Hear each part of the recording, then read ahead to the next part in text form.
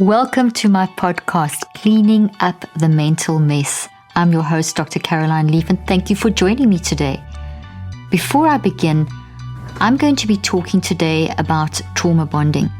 And I just want to give you before I start talking, I just want to give you a trigger advisory warning.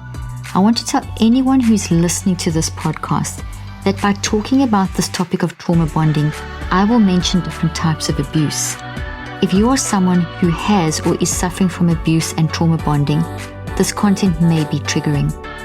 If you are in a dangerous abusive relationship, you can call a hotline at 1-800-799-7233 or visit the National Domestic Violence Hotline website for help and immediate support. I will also list this website and this number and other places you can get support in the show notes.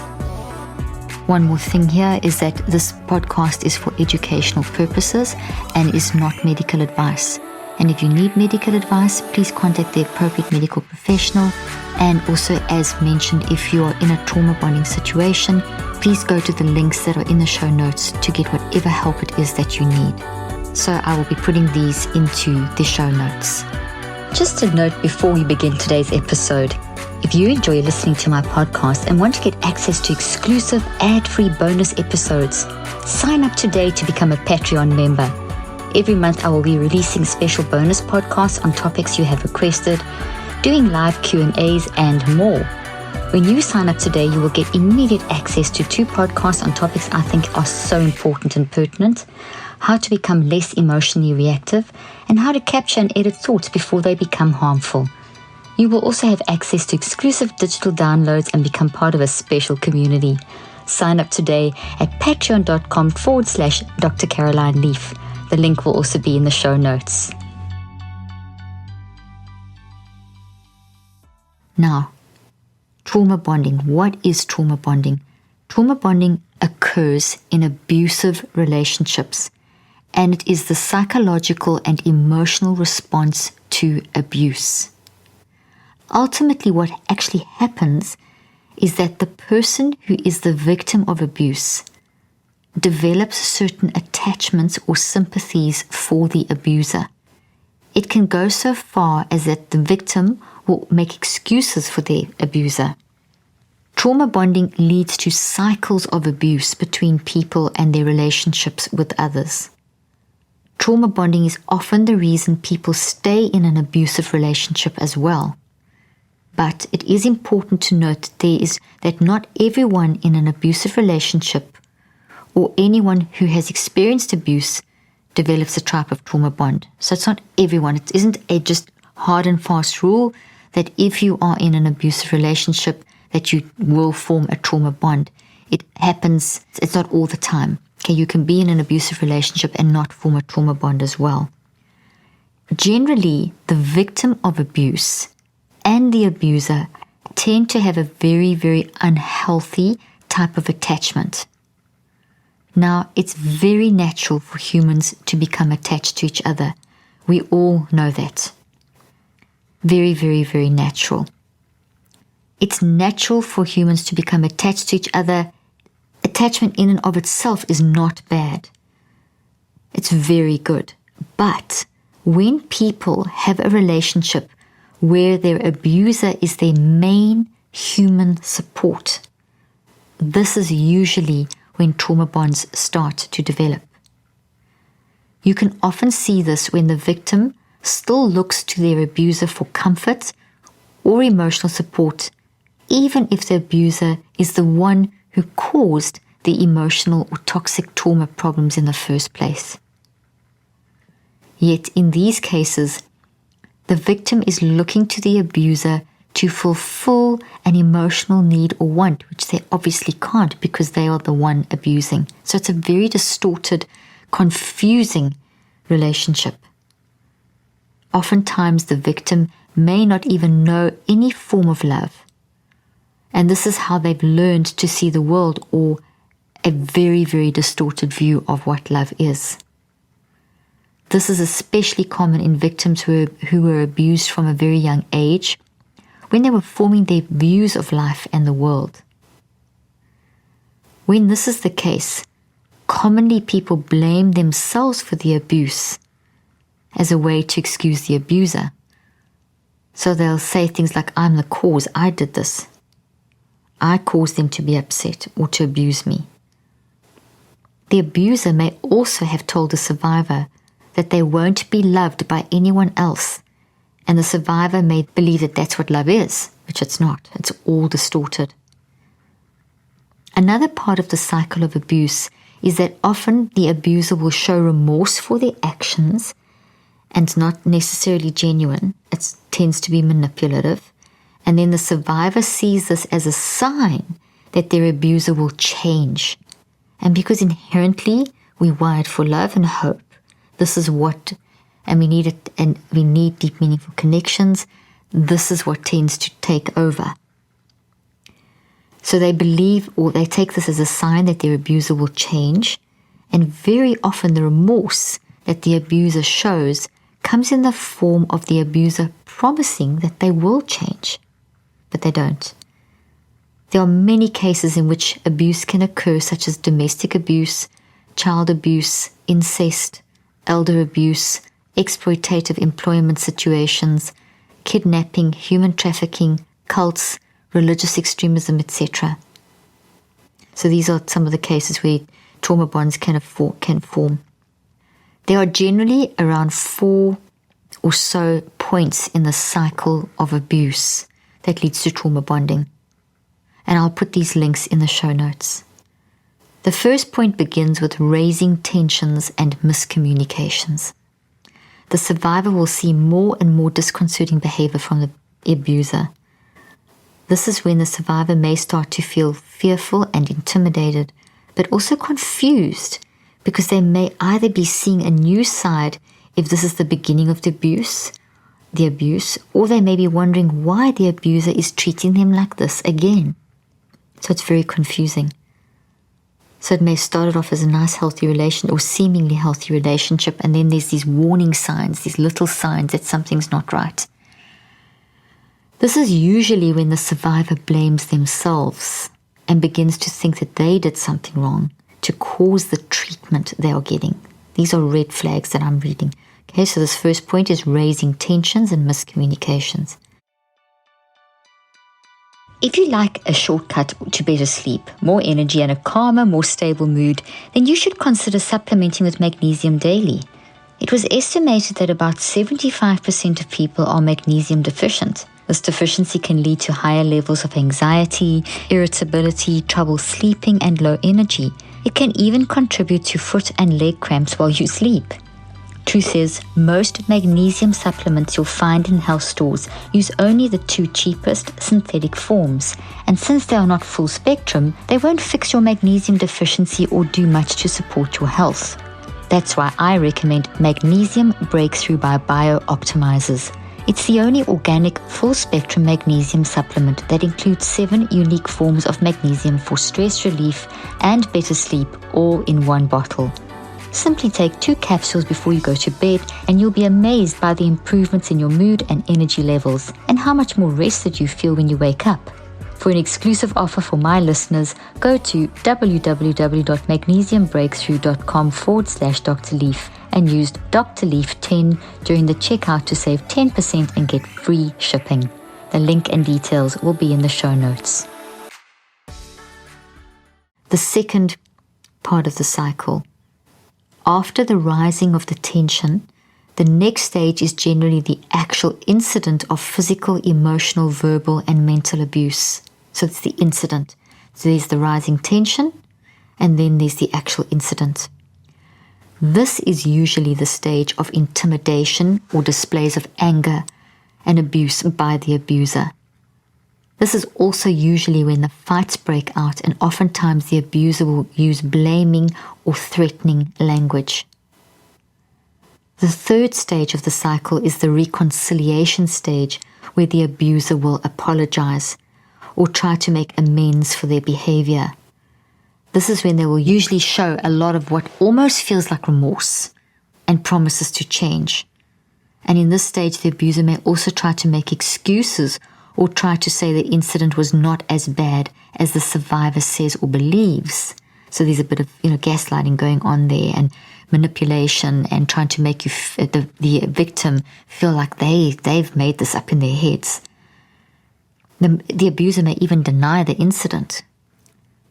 When the abuser shows remorse or a promise of change, or when there are moments when the abuser treats the victim lovingly, these are considered intermittent rewards amongst the punishment for the abuser. So these intermittent rewards through this so-called remorse or promise of change. This has a tremendously confusing effect on the survivor. The survivor ends up being in a state where they're always hoping for the moments of kindness shown by the abuser, and will always come back, and they usually rely on those moments to get them through the bad moments. So when they're in the bad moments, they recall those to actually help them in the bad moments. And this kind of keeps this cycle going on and on. The survivor may also be thinking of the earlier days in their relationship with that person where things were so much better, were likely so much better. So in this stage of the remorse, there's a lot of manipulating and gaslighting as well. Then the fourth stage is usually the stage that could be described as the calm before the storm. This is when there are no major incidents and everything seems to be normal. The whole incidence of abuse is tends to be forgotten for a time or suppressed until stage 1 begins again, which is that rising of the tensions. Then it's the incident, and then it's the remorse, and then the calm before the storm. I want to read a direct quote to you from the organization Parents Against Child Exploitation. And they say that a trauma bond develops under specific conditions. A person must perceive a real threat of danger from their abuser, experience harsh treatment with small periods of kindness, be isolated from other people and their perspectives, believe that they cannot escape. Essentially, you become psychologically addicted to your abuser. It's a distorted attachment. So it's a distorted connection. And this is why the cycle of abuse keeps going on and on, especially if it's gone on for longer than cycles of 63 days, which is 9 weeks, because then that pattern has wired into the brain and it's become familiar. And it's become what seems to be, the distortion almost feels like it's normal. Often people have described that when they're trying to stop contact with their abuser, it feels like they're coming off a drug. They're so used to a certain pattern that's been constantly activated. And think of this relationship like a toxic tree, like I explain on all my podcasts about the toxic tree and the healthy tree. Every experience you have is processed by your mind into your brain. Your mind shows up in your brain and your body, and it's processed into your mind and brain, through your mind into your brain as a physical structural change in your brain, a neural net, a pathway that looks like a tree, and with all the branches, which are the details, and the leaves are the emotions, and the roots are the actual source of the trauma, the actual abuse that's happening, what the abuser does and says. That's the roots part of the thought, and then the branches and the leaves above the ground, just using the analogy of a tree, those are how the victim is interpreting, seeing themselves as hoping back to better times, and the little bits of kindness, that's what the truth is, or I'm the cause of this, or I can't be away from this person, I need them, that kind of thing. So when you basically if that's whatever you think about the most grows, so whatever you're experiencing daily in the cycle, that is what's growing. So when you suddenly stop that even though that's toxic, then there is that toxic thought literally has to change. It's not getting fed anymore. So its energy starts going away. And as its energy starts going away and a new thought is built to replace it, that because it's so distorted, as it's changing, you feel that almost like withdrawal symptoms of the changes that are physically happening inside your brain and your body, to your emotions, which are on that thought tree as the leaves, to the branches, which are the information of the data, the interpretation, to the roots, which are all the experience, the detail and the data of what actually happened. And this applies to both the abuser and the survivor, People literally feel emotionally hooked to the other in these types of relationships, and they are. Through quantum physics, there's a relationship, an entanglement that has occurred between the abuser and the victim. And that entanglement is there. So when you move away from the situation, there is still, those thoughts are still alive, but they're not they're connected by the root system, but they're not like a Lego block. They've been pulled apart, but they still can make that connection. You've actually got to literally destroy the one part of the Lego block, just for giving you a really simple analogy. Otherwise, it's this constant almost calling for the other part to complete it, even though it's toxic and it's threatening survival, and it's causing brain damage, and it's causing physical and mental damage in the brain, mind, and body connection. So trauma bonding is literally an extreme bondage between abuser and survivor. And over time, as I've mentioned already, each day that you go through this, the connection gets stronger and stronger on a quantum level. Even though you're not one person, you're close to it, you're physically in close contact.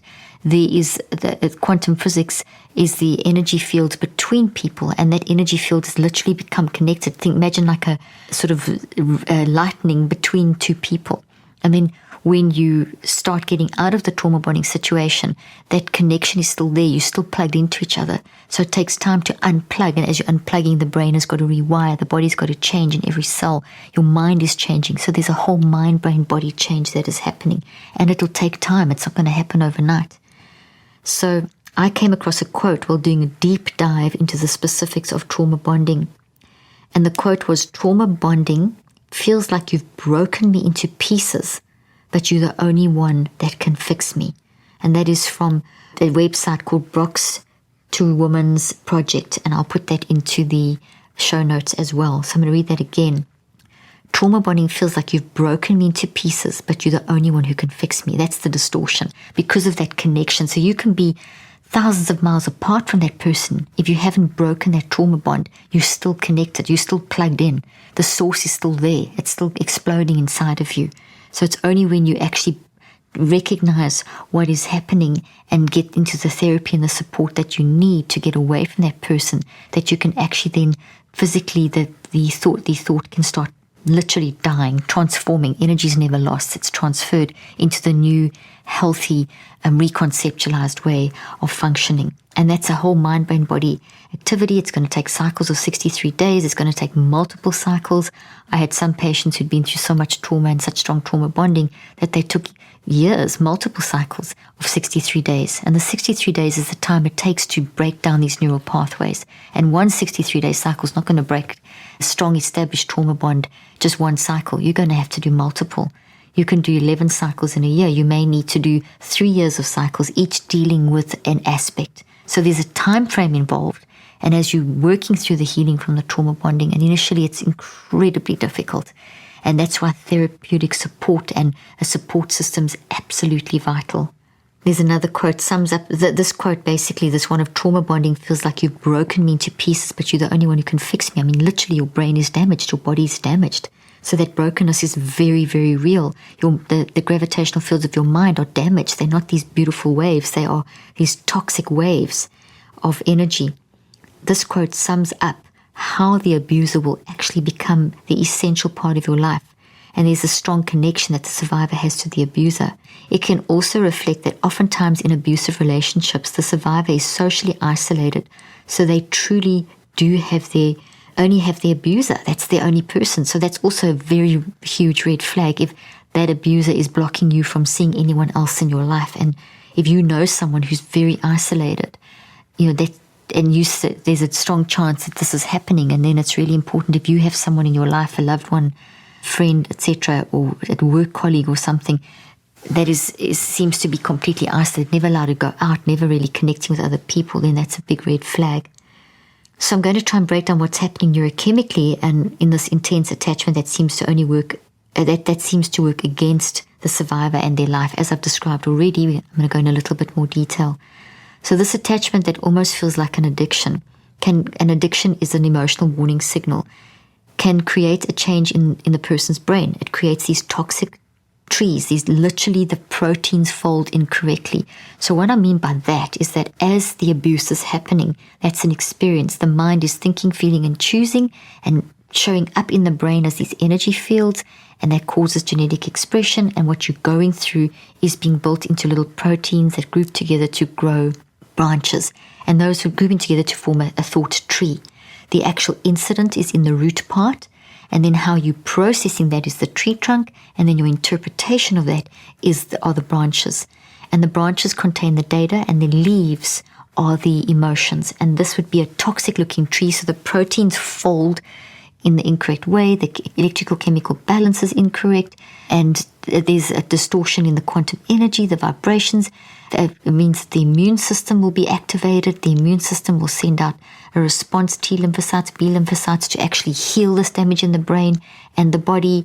And so then that sends another, creates a whole response in the heart, in the gut, that the whole body is trying to heal this, and your whole body and mind come together to warn you that something's going on. So you feel this physically and mentally. So as more specifically, oxytocin, which is a hormone that's a neurohormone that's connected to bonding, and endogenous opioids, which are connected to pleasure, pain, withdrawal, and dependence, and corticotropin releasing factors, which are connected to withdrawal and stress, and dopamine, which is connected to reward, to focus, to seeking, craving, wanting, all get completely distorted. So instead of them doing what they're supposed to do, it's distorted bonding, it's distorted pleasure and pain, it's distorted withdrawal, it's distorted focus. Everything is distorted. So there's a whole biological and neurochemical change. And this is why it's so hard to break, which I was saying about the 63-day cycles, because there's this psycho, mind, neuro, brain, biological change that's happening. The experience is not just there, it's actually physically inside of you and inside the abuser, and it's connected in the ways I've been describing. It's a new year, which means it's time to leave behind the things that don't serve you, like overdraft fees. Indeed, when your checking account balance is running low, the last thing you need is an overdraft fee. But with Chime, an award-winning app and debit card, you can save that hard-earned paper without paying overdraft fees. Eligible members can overdraft up to $200 on debit card purchases and cash withdrawals with absolutely no overdraft fees. Make your first good decision in 2022 and join over 10 million people using Chime. Sign up takes only 2 minutes and doesn't affect your credit score. Get started at chime.com/DrLeaf. That's chime.com/DrLeaf. Banking services provided by and debit card issued by the Bancorp of Stride Bank NA, members FDIC. Get fee-free transactions at any Money Pass ATM in a 7-Eleven location and at any Allpoint or Visa Plus Alliance ATM. Otherwise, out-of-network ATM withdrawal fees may apply. Sometimes pay anyone instant transfers can be delayed. The recipient must use a valid debit card or be a Chime member to claim funds. The link and details will be in the show notes. So if you're in an abusive relationship, never blame yourself. Never blame yourself. If you can't understand why you can't leave, just try to understand that there's a lot more going on in your psychoneurobiology and in that other person. And you may need a lot of coping strategies and a lot of help to break this attachment. Our brain will release chemicals in response to our environment. That's what happens. It's doing it all the time in the way that I've been describing. And in an abusive relationship, this release is happening constantly as the cycle of abuse goes through its different changes.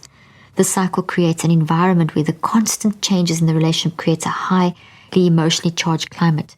The emotions are the leaves on the tree, and they're getting bigger and bigger and weighing it down and growing huge bushes. And all this happens on an unconscious level in the abusive environment. And if it's happening day in and day out, whatever you think about the most, it's growing. It's physically growing inside of your brain and changes in every cell of your body and all the chemicals and so on. The survivor is in an environment that is a very high, unmanaged toxic stress environment, causing the blood vessels around your heart to constrict and less blood flow to the brain and so on, because you're constantly uncertain about whether or not the abuser will be. Is the tension, the cycles, are you in the tension state? Is the tension building towards the incident? The incident's happened. Then there's the apology, and then there is the remorse, and then there is the calm before the storm, and you're hoping, the whole cycle. And suddenly, you're not sure whether the abuser will suddenly react or become violent, and they're constantly thinking that they themselves are to blame, but you're not to blame. In high unmanaged toxic stress environments, our brain releases high amounts of cortisol, and very predictive patterns are built in the brain. High levels of cortisol will throw off the whole stress reaction and increase inflammation and put one's heart at risk, so your heart can feel sore. High levels of cortisol create physical changes in the brain and the body, and can also override proper reasoning, because the increase in cortisol changes the chemical balance in the brain, which changes the oxygen balance in the brain, changes the blood flow in the brain, changes the balance between the two different hemispheres. You get a tsunami of brain energy. So all of these are happening, and it can make you feel completely overwhelmed and stuck, and hoping and sort of surviving on the times when they were kind to you to try and get you through. You kind of fall back to the resilience, the little bit of resilience, which was the periods of kindness. One of the biggest psychological reasons why it can be hard to find a way out in trauma bonds is due to the cognitive dissonance that happens. Cognitive dissonance is the confusion and discomfort that humans can feel when they hold opposing and conflicting beliefs, values, or attitude. So we're meant to love people. We're meant to have these deep, meaningful relationships. And here's this person who's showing kindness, but then showing abuse. So there's a relationship, but it's very confusing. There's dissonance. There's cognitive dissonance. This is not right. This is incorrect. And you may not even be able to put words to it, but there's this sense, which is your non-conscious mind, which is 90 to 99% of who you are, that is driving this awareness in you. So cognitive dissonance is a very strong sign, a very strong warning signal that we need to pay attention to. When you're feeling cognitive dissonance, which feels like confusion, that why is this happening? What's going on here? That's a sign that you need to dig deeper, that there is definitely time to reach out and get help, that this is not right. Cognitive dissonance can cause people to rationalize. We can rationalize away, well, it's my fault, or justify that a reality that is causing the dissonance, because it's so hard as humans to deal with cognitive dissonance. When someone that you think you love is treating you badly and then confusing you with periods of kindness, that cognitive dissonance is just so overwhelming that it can be rationalized or justified away. It can also make people feel very ashamed, embarrassed, or guilty.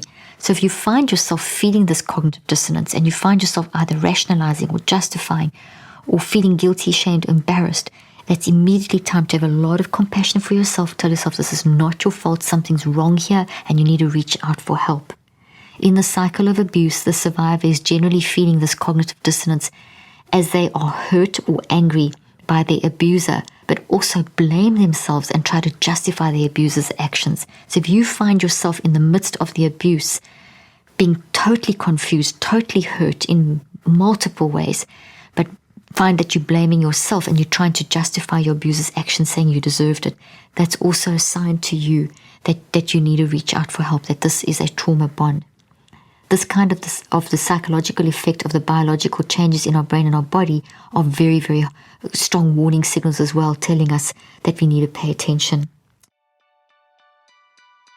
If you think your kids are picky, you haven't met the parents at Ritual. After scanning countless labels for multivitamins they could rely on for their own kids, they decided they had to create one themselves and make it with the high standards approach that Ritual is known for and parents can trust. Introducing Ritual's Essential for Kids. I personally take Ritual's multivitamins every day and wish I had the Essential Kids when my children were younger, because their products have made such a big difference in my own life. Not only do they have a natural citrus berry flavor for kids, but each gummy also features a 3-in-1 design that combines a daily multi-vegan omega-3 DHA and a good source of fiber per serving. Plus, all their multivitamins are made traceable, because you deserve to know what you're giving your kids and why. With their one-of-a-kind visible supply chain, you'll always know what nutrients are in their multivitamins and where they're sourced. When it comes to what goes into our kids' bodies, they've got being picky down to a science. That's why Ritual is offering my listeners 10% off during your first 3 months. Visit ritual.com/DrLeaf to start Ritual or add Essential for Kids today. The link and details will be in the show notes. So this is not an easy thing to deal with, and it's so vitally important that if you're listening to this right now and you feel you may be in an abusive relationship, you are not alone. Please know you're not alone, and that freedom is possible. There are different coping skills and different ways to build the strength to leave the relationship that you may feel trapped in.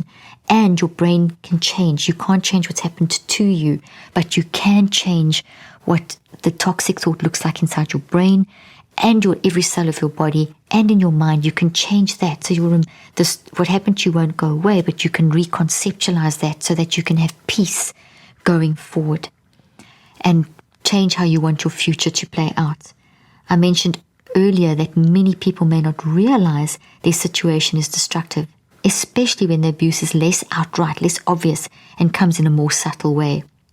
So if you are anxious in periods where everything is calm because you're waiting for the storm, this is a big red flag. If you find yourself constantly blaming yourself or feeling confused about the way someone is treating you, and you feel in that state of cognitive dissonance, this is another big red flag. When you feel controlled, and when you wanted to leave or may have actually left but feel such a pull to go back, or you're being isolated from other people, that's another very big red flag. One of the biggest things to remind yourself of is that the feelings that you feel and the pain that you're experiencing won't go away immediately. As you realize what has happened, and as you recognize what you've gone through, and as you realize what you've experienced, and as you take steps to break away from this abusive relationship, remind yourself that it's one day at a time, moment by moment, in these cycles of 63 days. And I have a book called Cleaning Up Your Mental Mess, my most recent book, which really explains this concept that I'm talking about in depth of how to recognize and self-regulate to get to the point where you can actually see this in yourself, stand back and observe yourself and develop the strength in yourself and grow that resilience in yourself and recognize that this is not your fault, that you deserve better, that you deserve to get free from this. Try to release the habit of blaming yourself because it's not your fault, or explaining and justifying the abuse. No abuse is ever acceptable. No one has the right to make you feel like this. Work to try and trust yourself that what you're experiencing is not healthy and not okay. One very helpful way is to try to talk back to the critical self-talk that is blaming yourself and question it. So when it says, when you have things like saying to yourself, well, I must have caused this, I deserve this, stop and say, this is not nice what's happening. This is making me feel terrible. This is hurting me mentally and physically. This is not right. So talk back to yourself. Question that. Be curious. Question. And go into your wise mind, which is your survival mind. And as you start questioning that, stand back and observe yourself, literally in your mind, mentally, and say, is this acceptable? Would you like this to happen to someone else? Is this helping you? Is this good for you?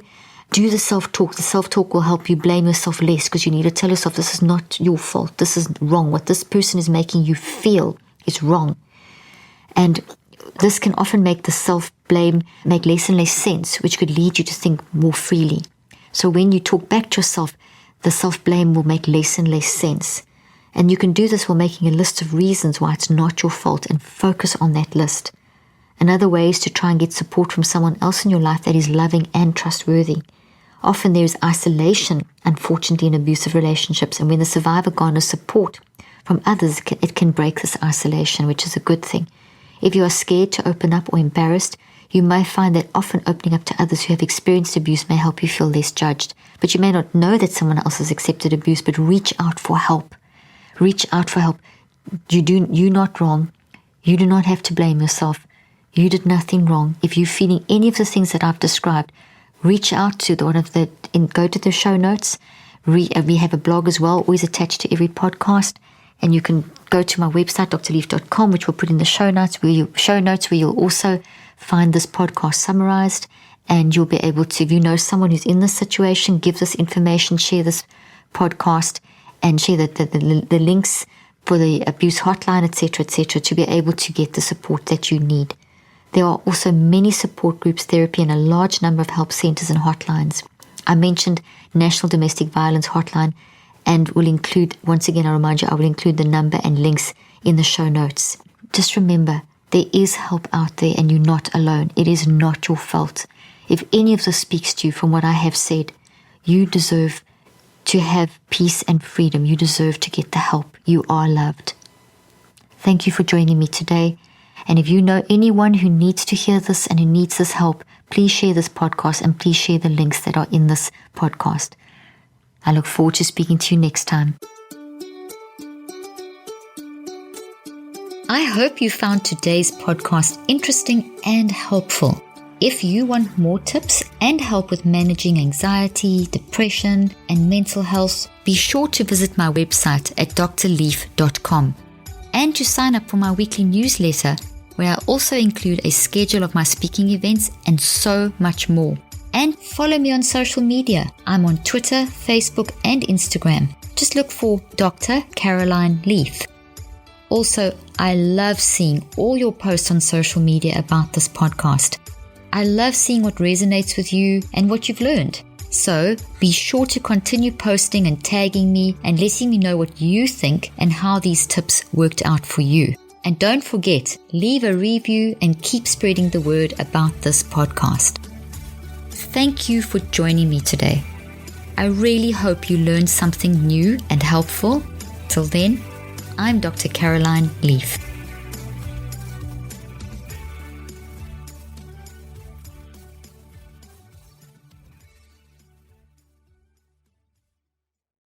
This podcast represents the opinions of myself and my guests. The content here should not be taken as medical advice. The content here is for educational and informational purposes only. Please consult your healthcare professional for any individual medical questions you may have. While we make every effort to ensure that the information we are sharing is accurate, we welcome any comments, suggestions, or corrections of errors.